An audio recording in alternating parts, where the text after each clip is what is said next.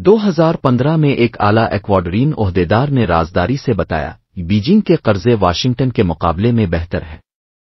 चीन ने हमारे रहनुमाओं को ना हटाया ना मारा। अमेरिका के बरक्स मैंने चीन की एशिया में हमलों की तारीख का जिक्र किया, जिस पर उसने जवाब दिया हाँ, वो इन जमीनों को अपनी कदीम सल्तनत का हिस्सा समझते हैं, लेकिन लातीनी अमेरिका, अफ्रीका, मशरिक वस्ती ये अमेरिका का इलाका है। हम एक्वाडोर की कर्ज ऑडिट कमीशन के बारे में बात कर रहे थे, जिसने मेरे EHM दिनों में CIA की हिमायत याफ्ता आमरों से लिए गए कर्जों की गैर कानूनी हैसियत को बेनकाब किया था। इसके नताइज ने सदर राफेल कोरिया को 3 बिलियन से जायद कर्ज पर डिफॉल्ट करने की हिम्मत दी, जब उन्होंने 2012 में 500-1900 मिलियन के आलमी बॉन्ड्स पर 36 मिलियन की अदायगी से इनकार किया तो स्टैंडर्ड एंड पुअर्स और फिच ने एक्वाडोर की क्रेडिट रेटिंग को कम कर दिया। कोरिया ने चीन की तरफ रुजू किया, 1 बिलियन का कर्जा हासिल किया जो जल्द ही 2 बिलियन तक बढ़ गया। इसकी अदायगी ने एक्वाडोर की आलमी क्रेडिट बहाल की, लेकिन चीन के अपने EHM हरबों पर इन्हिसार को गहरा किया। अप्रैल 2015 तक एक्वाडोर पर बीजिंग का 5.4 बिलियन कर्जा था, उसके बैरूनी कर्ज का 28%। इस मौसम गर्मा में फिंडा 7 पाचामामा के खात्मे के बावजूद पाचामामा अलायंस के साथ एक्वाडोर वापस गया।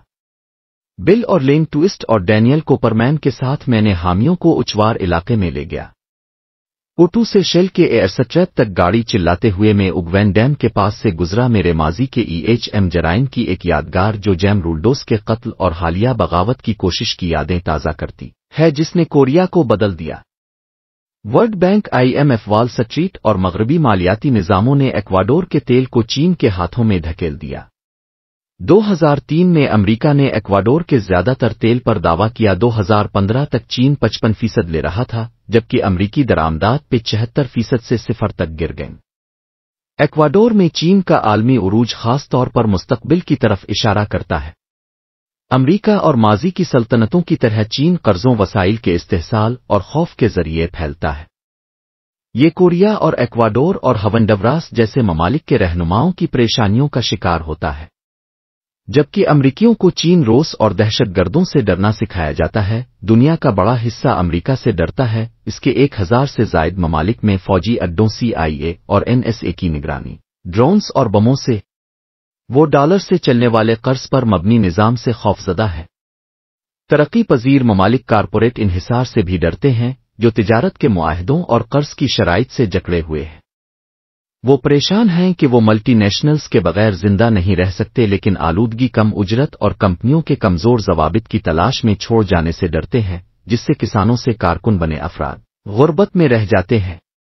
खौफ और कर्ज पर बनाई गई सल्तनतें पायदार नहीं होती। अमेरिका का जदीद उरूज और जवाल कारपोरेट और सरकारी रहनुमाओं की तबाहकुन नाकामी की अक्कासी करता है। सोवियत यूनियन के खात्मे के बाद कारपोरेट अशराफिया ने बेलगाम ताकत का इस्तेहसाल किया, सियासत और कवानीन को खराब किया। वर्ल्ड बैंक जैसे इमदादी वो इदारों ने कर्ज की शरहें बढ़ाई, सियासी मुतालबात आयद किए और मशरूतों के जरिए गवर्नेंस को कंट्रोल किया। इस्तेहसाल शदा ममालिक ने इसे देखा, लेकिन सोवियत यूनियन के खात्मे के बाद मुतबादिल की कमी की वजह से नाराजगी से सर झुकाया। फिर चीन एक मुकाबिल कुव्वत के तौर पर उभरा। इसकी मैन्युफैक्चरिंग और तिजारत में माशी तेजी ने आलमी मंजर को नई शक्ल दी। चीन ने अमरीकी गलतियों से सबक सीखा लगता है।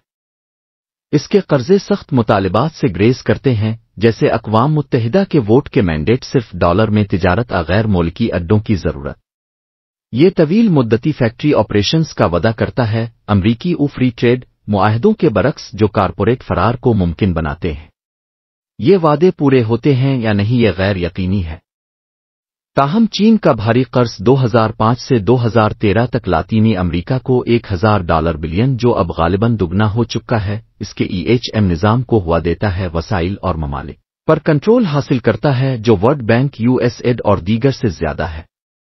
चीन ब्रेक्स बैंक और AIIB को चलाता है, जिसके 50 से जायद मेंबर हैं, जो मगरबी मालियाती इदारों को पीछे छोड़ देते हैं।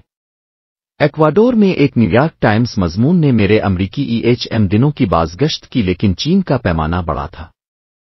तकरीबन 1000 चीनी कारकुनों ने अमेज़न के दामन में 2 बिलियन का डैम और सुरंग बनाई ताकि एक्वाडोर का 1/3 हिस्सा बिजली से चले।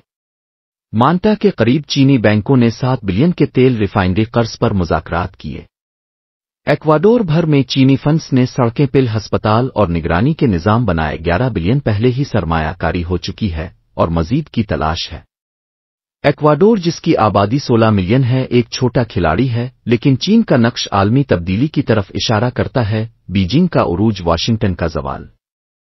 شیل کے ہینگر میں جنگل کی بارش کے خاتمے کا انتظار کرتے ہوئے ہمارے پاچاماما الائنس گروپ نے چین پر بحث کی۔ بہت سے لوگوں نے اس کے معاشی معجزے کو خوفناک دیکھا، جو ماؤ کی ثقافتی انقلاب سے نکسن کے 1972 کے دورے کے بعد بے مثال ترقی تک پہنچا، لیکن اس کی قیمت تھی تباہ کن آلودگی اور لاکھوں کی دیگرگوں حالات۔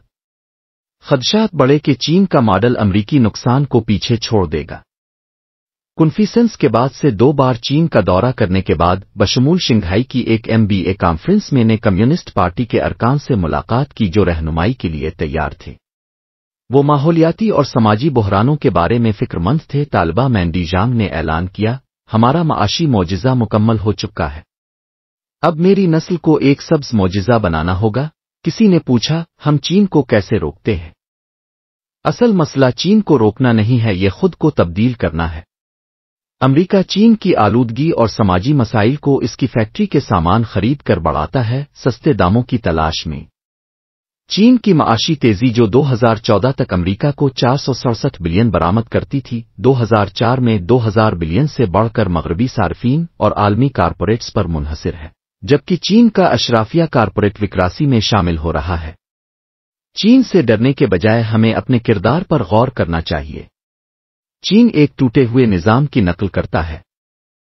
اگر دنیا کا 5% امریکہ 25% وسائل استعمال کرتا ہے، تو 1900% چین، بھارت، برازیل اس کی پیروی کیسے کر سکتے ہیں؟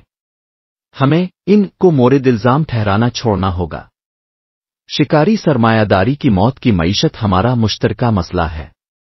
ہمیں ایک نئے ماڈل کی ضرورت ہے جو سب چینی، برازیلین، ہندوستانی رہنما اور شہری اپنائیں، قرض، خوف اور تقسیم سے بحالی اور شعور کی انقلاب کی طرف، ایک زندگی کی معیشت کے لیے۔